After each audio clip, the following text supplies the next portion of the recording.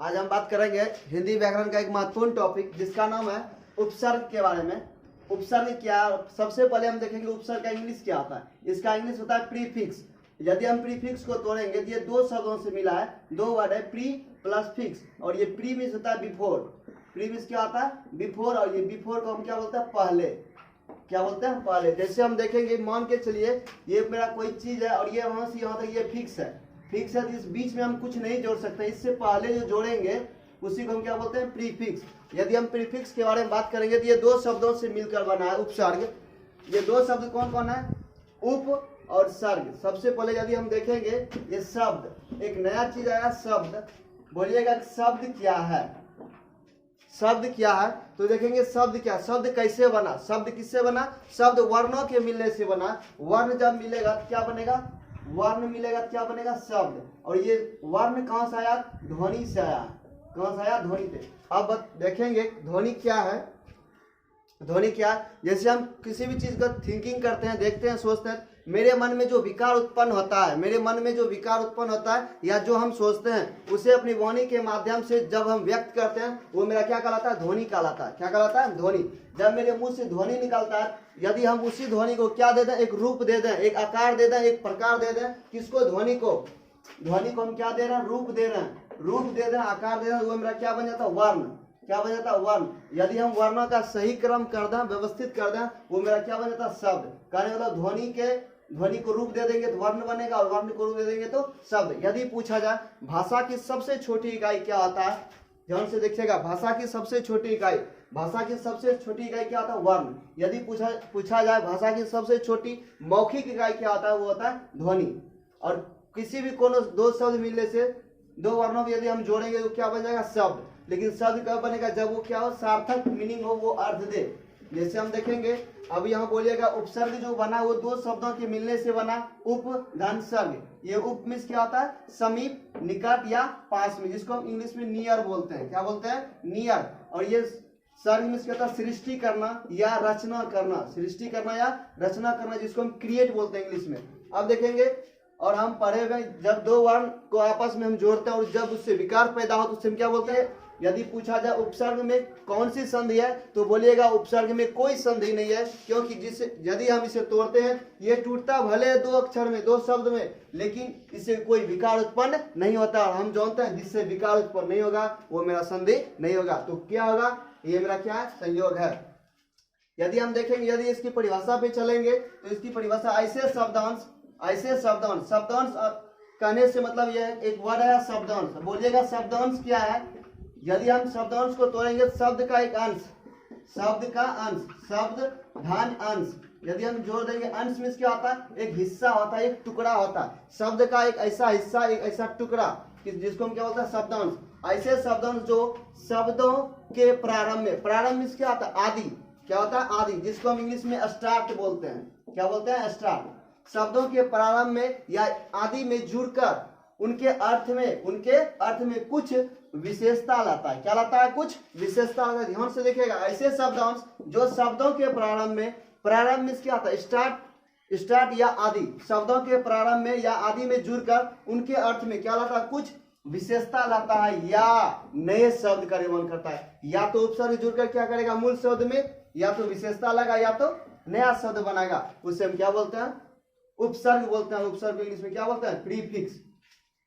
या हम इसकी दूसरी परिभाषा इस प्रकार से बोल सकते हैं, ऐसे शब्दांश, फिर वही बात है शब्दांश। शब्द मीन्स क्या होता है? यदि हम तोड़ेंगे, शब्द प्लस अंश, शब्द का एक हिस्सा शब्दांश। ऐसे शब्दांश जो किसी शब्दों के पूर्व में, पूर्व मीन्स क्या आता है?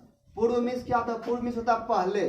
पूर्व मीन्स पहले, शब्दों के पहले जुड़कर, कैसे जुड़कर शब्द को क्या कर देता? प्रभावित कर देता। क्या कर देता? प्रभावित कर देता। उससे हम क्या बोलते हैं? उपसर्ग बोलते हैं। शब्दों को प्रभावित कैसे करेगा? जैसे हम देखें, शब्द को एक मूल शब्द लेते हैं, हार। क्या लेते हैं? हार। ये हार मेरा क्या? एक मूल शब्द है।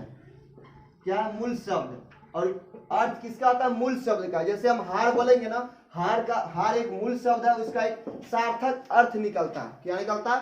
सार्थक अर्थ निकलता है। किसका? मूल शब्द का सार्थक अर्थ निकलता है। जैसे हम बोलेंगे आ, क्या बोलेंगे? आ का कोई सार्थक शब्द नहीं है, लेकिन यह हार का सार्थक शब्द है। जिस हार में क्या होता है? पराजय होना। क्या होना? पराजय होना। ये डिफिनिट है। यदि कहीं हार दिख जाए, हार मतलब क्या होता है, पराजय होना। यदि इसके पहले हम एक उपसर्ग का प्रयोग कर दें, क्या प्र, क्या लगा दें, एक प्र लगा दें, तो ये क्या बन जाएगा मेरा, प्रहार। क्या बन जाएगा, प्रहार। और हम जानते हैं इसका अर्थ, इसके नेचर में, इसके गुणों में क्या हो गया, परिवर्तन हो गया। प्रहार क्या, प्रहार में होता है चोट करना। क्या करना, चोट करना। अब देखिए उपसर्ग जैसे लगा शब्दों क्या हो गया, विशेषता ला दिया, एक नया शब्द बन गया प्रहार, और ये शब्द को क्या कर दिया, प्रभावित भी कर दिया। कहने का मतलब है जैसे उपसर्ग लगा वो क्या कर दिया, शब्द को प्रभावित कर दिया, इनके अर्थ में परिवर्तन कर दिया। जैसे ये हार या पराजय होना था, लेकिन ये प्रहार जैसे प्र उपसर्ग लग गया, इसका मतलब यह चोट करना। इसी प्रकार हम दूसरा एग्जांपल से समझते हैं, हार में ही। अब देखिए प्रभावित कैसे करेगा, हार, हार में होता पराजय। यदि इसके पहले हम आ उपसर्ग को लगा दें, क्या लगा दें, आ, तो ये क्या बन जाएगा, आहार। आहार एक नया वर्ड बन गया, क्या, आहार। और आहार में क्या आता है, भोजन। क्या आता है, भोजन। इंग्लिश में से क्या बोलता है, फूड। आहार में क्या आता है, भोजन। तो ध्यान दीजिएगा, यहाँ क्या बोलता है, विशेषता या नए शब्द का निर्माण होता है। क्या बन गया ना, नया शब्द। यहाँ हार था, हार में जैसे हम आ उपसर्ग को जोड़ दी थी, क्या बन गया, आहार। आहार ये क्या हो गया, मेरा नया शब्द बन गया। क्या बन गया, ये नया शब्द। नया शब्द क्या बन गया, आहार। और आहार का मतलब क्या आता है, भोजन। क्या होता है, भोजन। दूसरा टॉपिक है, देखिएगा, कहता उपसर्ग को आदि प्रत्यय भी कहा जाता है। क्या कहा जाता है, आदि प्रत्यय भी कहा जाता है, क्योंकि इनका प्रयोग शब्दों के आदि या प्रारंभ में किया जाता है। क्यों, क्वेश्चन है, उपसर्ग को हम आदि प्रत्यय कहते हैं, क्यों कहते हैं, क्योंकि ये शब्द के प्रारंभ में लगता है। प्रारंभ में आदि या स्टार्ट, प्रारंभ बोलिए या आदि बोलिए या स्टार्ट बोलिए, क्या है, तीनों एक ही शब्द है। उपसर्ग क्यों कहा जाता है, क्योंकि ये शब्द के प्रारंभ में लग जाता है, इसलिए से क्या कहा जाता है, आदि प्रत्यय भी कहा जाता है, आदि प्रत्यय भी कहा जाता है। यदि क्वेश्चन में पूछा जाए उपसर्ग को क्या कहा जाता है, उपसर्ग को आदि प्रत्यय भी कहा जाता है। क्यों, क्योंकि इसका प्रयोग शब्द के प्रारंभ में करते हैं, इसलिए से क्या कहा जाता है, आदि प्रत्यय कहा जाता है। दूसरा है कि इनका कोई स्वतंत्र अर्थ नहीं होता। जैसे हम देखेंगे अर्थ कैसे नहीं स्वतंत्र होता है, जैसे हम लेंगे हार ही देखते हैं। हार में यदि हम आ लगा दिए थे, क्या लगा दिए थे, आ, ये क्या बन गया था, आहार। क्या बन गया था, आहार। आहार जैसे हम इसको मूल शब्द से अलग कर देंगे, आ धन हार। अब बताइए हार का तो अर्थ निकल गया क्या, पराजय। हार का अर्थ निकल गया पराजय, लेकिन आ का बताइए कोई अर्थ है, कोई अर्थ नहीं है। इससे स्पष्ट है कि उपसर्ग का कोई स्वतंत्र अर्थ नहीं होता, नहीं होता। अर्थ कब होता है, जब उपसर्ग को हम किसी मूल शब्द के साथ जोड़ देंगे तो वो अपना अर्थ बनाएगा। ऐसे उपसर्ग का कोई स्वतंत्र अर्थ नहीं होता है। हम देखेंगे हिंदी में उपसर्ग, हिंदी भाषा में 3 प्रकार के उपसर्ग पढ़ेंगे। हिंदी भाषा में 3 प्रकार के उपसर्ग पढ़ेंगे।